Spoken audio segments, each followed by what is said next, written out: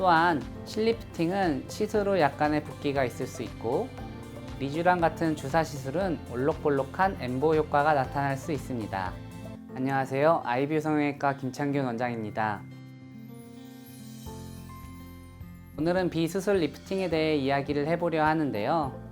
20대 후반에서부터 노화가 시작되면서 피부의 처짐, 얼굴 지방이 처지고 꺼지는 등 노화로 인해서 발생하는 처짐은 어쩔 수가 없지요. 적합한 진단을 위해서는 처짐의 원인을 파악하고 어떤 부분을 개선하고 싶은지 정확히 파악하는 것이 중요합니다.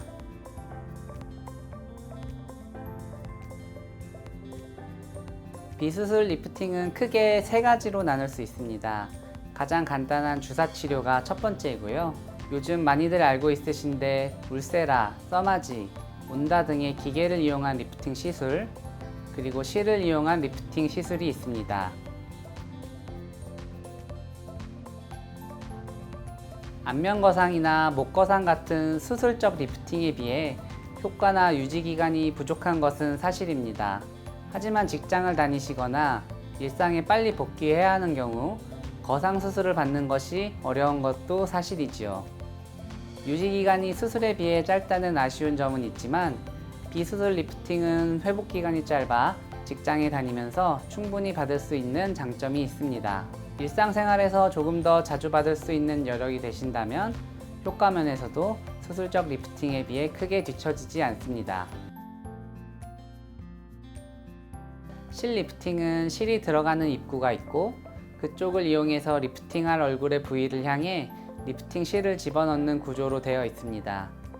실이 들어가는 구멍은 흔히 수술할 때 팔에 맞는 아주 작은 크기의 주사로 먼저 구멍을 내고 실이 들어가게 되는데요. 예를 들면 우리가 수액을 맞고 일주일 후에 어디에 맞았는지 찾아보려고 하면 찾기가 어려우시죠? 그러니 흉터 때문에 걱정하지는 않으셔도 됩니다. 또한 실이 들어가게 되는 자입점은 대부분 머리카락 안쪽으로 디자인하기 때문에 더더욱 보이지 않게 됩니다. 보툴리늄 톡신의 경우에는 임산부께서는 사용하기가 어렵습니다. 필러는 가능하고요. 그 외에는 특별히 비수술 리프팅을 받기 어려우신 경우는 없습니다.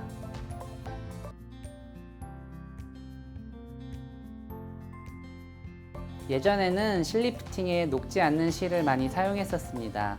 그러나 기술이 발전하고 효과 면에서 녹는 실이 녹지 않는 실에 비해서 떨어지지 않는다는 사실이 밝혀지게 된 후 대부분 녹는 실을 사용하고 있습니다. 실이 녹는다는 것은 조직 반응이 있는 것이고요. 간혹 실이 녹는 과정에서 자입점에서 만져지거나 튀어나오는 경우가 있습니다. 이런 경우 걱정 마시고 병원에 연락해 주시면 조치를 취할 수 있습니다.